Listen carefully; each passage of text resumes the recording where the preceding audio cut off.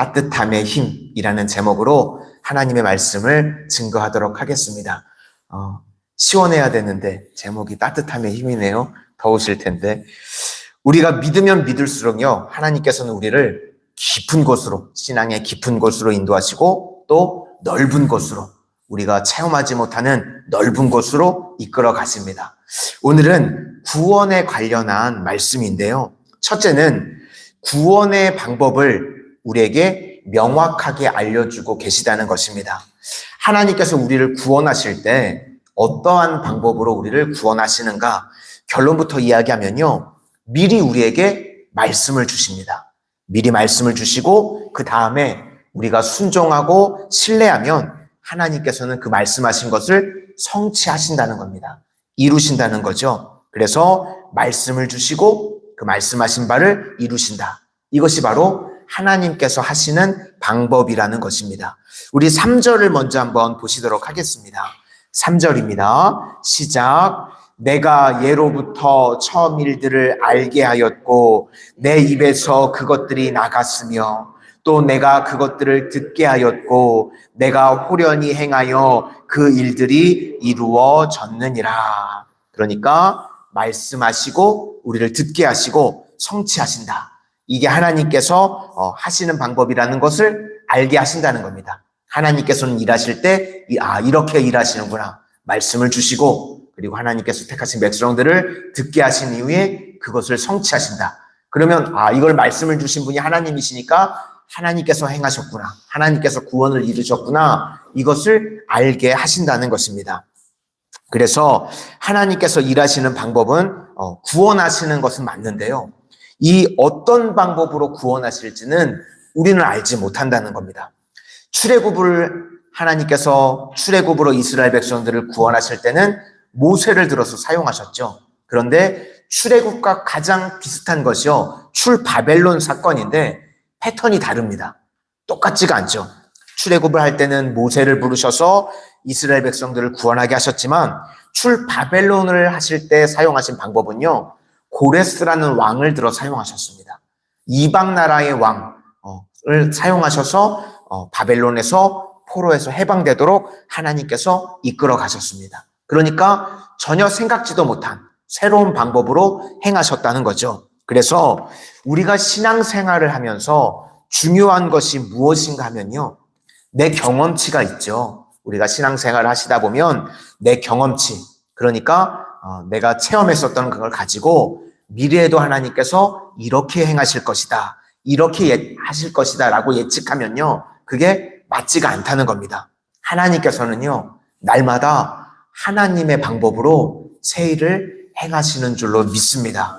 그러므로 우리는 날마다 우리가 해야 될 일은요, 하나님의 말씀을 듣는 겁니다.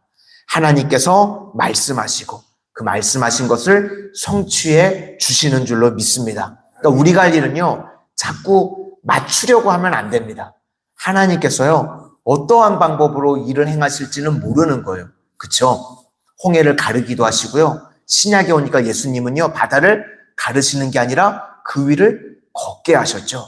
그러니까 우리가 전혀 알 수 없는 길로 하나님은 새 일을 행하시는 겁니다. 그러니까 우리 태도는요, 자꾸 하나님이 하실 일을 우리가 예단하고 예측해서 맞추려고 하는 것이 아니라 우리는 할 수 있는 것은 순종하고, 그죠? 그리고 할 수 없는 것은 신뢰함을 통해서 하나님께서 어떻게 일하시나, 이런 기대치를 가지고 바라보는 것이 중요하다는 겁니다.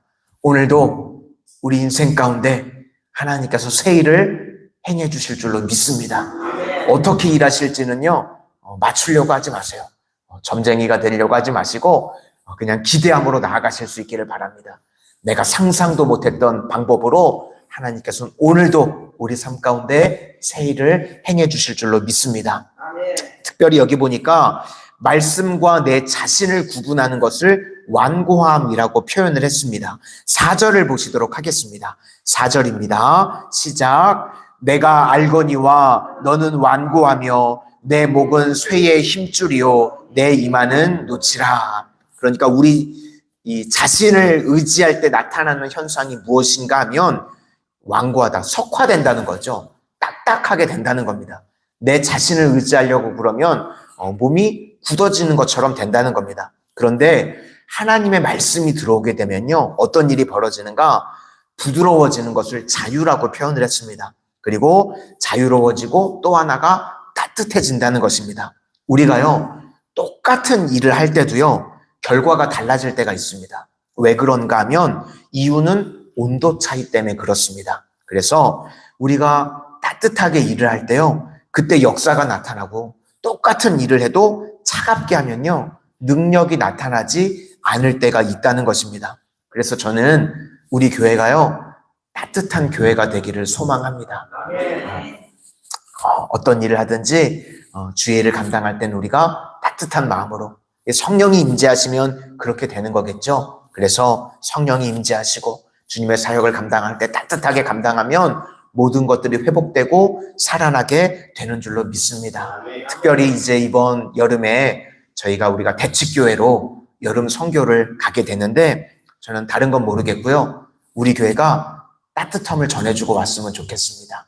그 마을, 그 주님을 알지 못하는 사람들에게 예수님을 믿으면 이렇게 따뜻하구나, 그게 그 교회 주변에 있는 사람들에게 심겨지는 은혜가 임하게 되기를 소망합니다. 그래서 오늘도 우리 모든 성도님들 성령 충만하셔서 우리 성도님들이 가는 곳마다 냉랭하던 곳들이 따뜻해지고 주님의 사랑으로 품어지는 은혜의 역사가 임하게 되시기를 주님의 이름으로 축원합니다. 이제 두 번째는요, 구원의 근거인데요, 9절부터 11절까지 나오는 내용인데, 얼핏 들으면요, 우리가 좀 기분이 나쁠 수도 있습니다. 하나님께서 뭐라고 말씀하시냐면, 나를 위하여, 내 영광을 위하여. 되게 이기적이지 않습니까? 그렇죠? 하나님이니까 뭐라고는 못하겠는데 좀 불편하시지 않으세요? 하나님이니까 뭐라고 그러면 안 되는데 나를 위해서, 내 영광을 위해서. 근데 이거는요, 우리가 제대로 해석을 해야 됩니다. 이게 바로 하나님의 사랑이라는 것입니다. 이게 왜 하나님의 사랑이냐? 만약에요, 우리의 구원이 우리의 잘함이나 못함에 근거한 것이라면요, 누가 우리가 구원을 받을 수 있겠습니까? 그쵸? 그러니까 그것을 지금 말하고 있는 겁니다. 만약에 구원의 근거가 내 자신이다, 그러면요, 얼마나 좌절이 됩니까? 저는 목사인데요, 입으로 말하고 행동하는 거 하나도 맞지도 않는 것 같고 사랑도 없는 것 같고, 그러면요, 얼마나 힘들겠습니까? 나는 겉과 속이 틀린 사람이구나. 그렇게 되면 구원의 근거가 나라고 하면요, 좌절할 수밖에 없습니다. 누구나가 마찬가지죠. 의인은 없나니 하나도 없기 때문에 구원의 근거가 만약 나라고 하면요, 구원받을 수 있는 존재가 없습니다. 그런데 하나님께서는요, 우리의 상태와 우리의 조건에 의해서 우리를 구원하시는 게 아니라는 것입니다. 나라는 거죠. 하나님, 내 이름을 근거해서 내 이름을 걸고 내 의지로 구원하시겠다는 겁니다. 이것을 성경에서는 하나님의 열심이라고 표현하고 있습니다.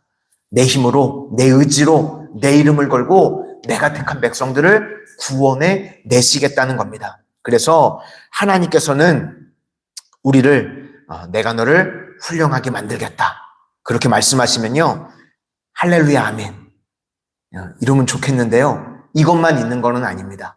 왜냐하면 하나님께서는 우리를요, 이 땅에 절벽에 떨어뜨리면 가만히 있는 튀겨놓은 치킨같이 되기를 원치 않으시거든요. 그죠? 절벽에 떨어뜨리면요, 비상하는 독수리가 되기를 원하십니다. 그러면 내가 너를 구원해서 내 택한 백성을 만들 거야, 그러면 연단이 있겠죠.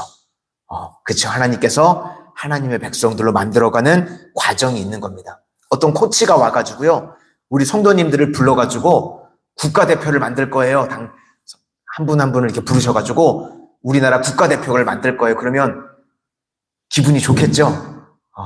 근데 기분 좋은 일만 있을까요? 다음부터요, 막 입에 단내 나는 일들이 벌어질 겁니다. 그렇죠? 국가대표로 만들려고 하면요, 그런 과정들을 거쳐야 되겠죠.